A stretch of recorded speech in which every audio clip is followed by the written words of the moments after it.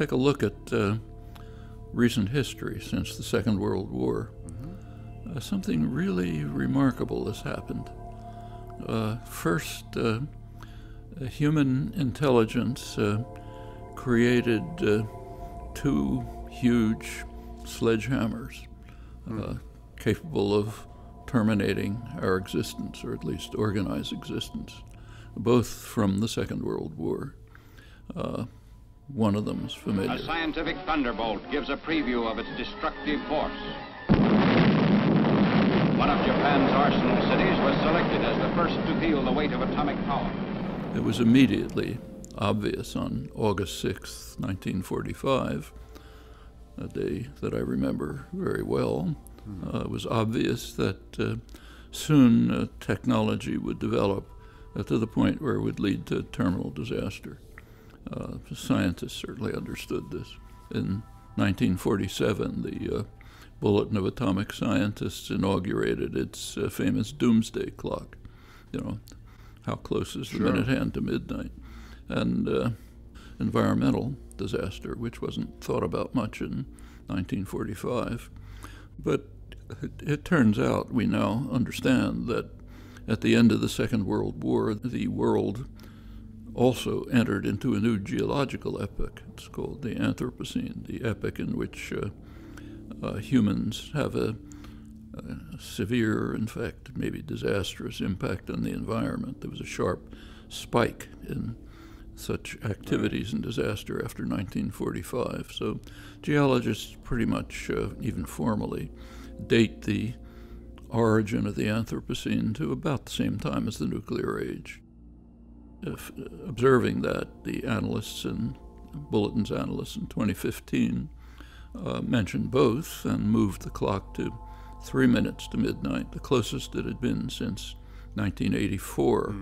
Immediately after the Trump election, late January this year, the clock was moved again to 2.5 minutes to midnight, closest it's been since '53. So there's the two existential threats that we've created.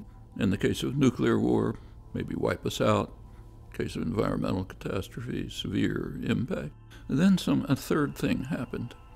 Beginning around the 70s, human intelligence dedicated itself to eliminating, or at least weakening, the main barrier against the threats. It's called neoliberalism. If you ask yourself there was a transition at that period from the period of what some people call regimented capitalism, 50s and 60s, the great growth period, egalitarian growth, a lot of advances in social justice and so on. That changed in the 70s and with the onset of the neoliberal era that we've been living in since. We deregulated the airlines, we deregulated the trucking industry, we deregulated financial institutions, we decontrolled oil and natural gas prices, and we negotiated lower trade barriers throughout the world to get rid of needless and burdensome federal regulations, which benefit nobody and which harm all of us. And if you ask yourself what this era is, its crucial principle is undermining mechanisms of social solidarity and mutual support and popular engagement in determining policy. It's not called that. What's called is freedom. I'm not in favor of fairness. I'm in favor of freedom. And freedom is not fairness. Fairness means somebody has to decide what's fair.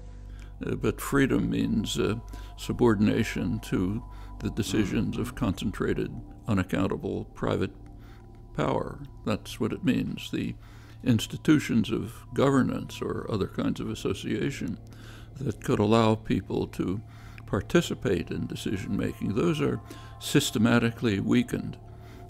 Margaret Thatcher said it rather nicely in her aphorism about there is no society, only individuals. She was actually unconsciously, no doubt, paraphrasing Marx, who in his condemnation of the repression in France said the repression is turning society into a sack of potatoes. just individuals, amorphous mass, can't act together. That was a condemnation. For Thatcher, it's an ideal. And that's neoliberalism. We destroy, or at least undermine, the governing mechanisms in which people, at least in principle, can participate to the extent the society is democratic. So weaken them, undermine unions, other forms of association, leave a sack of potatoes, and meanwhile transfer decisions to unaccountable private power, all in the rhetoric of freedom. Well, what does that do? The one barrier to the threat of destruction is an engaged public, an informed, engaged public, acting together to develop means to confront the threat and respond to it. And that's systematically weakened for people to become more passive and apathetic and not to disturb things too much. And that's what the neoliberal programs do. So put it all together, and what do you have? A perfect storm.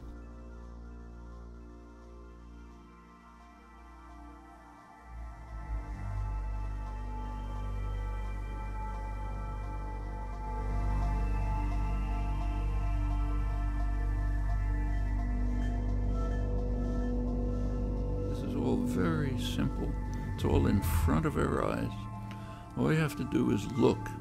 It takes no profound intelligence, takes no special insight. Just look at what's in front of your eyes. It's right there. And in fact, I think a lot of people see it.